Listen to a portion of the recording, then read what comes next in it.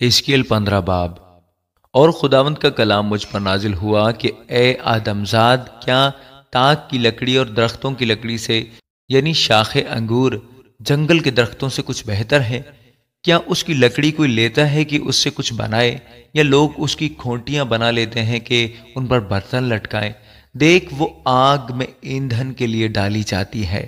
جب آگ اس کے دونوں سروں کو کھا گئی اور درمیانی حصہ کو بھسم کر چکی تو کیا کسی کام کی ہے؟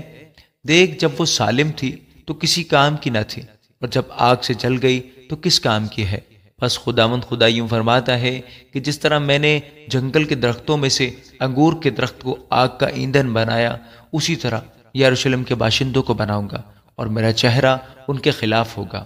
وہ آگ سے نکل بھاگیں گے، پر آگ ان کو بھسم کرے گی، اور جب میرا چہرہ ان کے خلاف ہوگا تو تم جانو گے کہ خداوند میں ہوں، اور میں ملک کو اجاڑ ڈالوں گا، اس لیے کہ انہوں نے بڑی بے وفائی کی ہے۔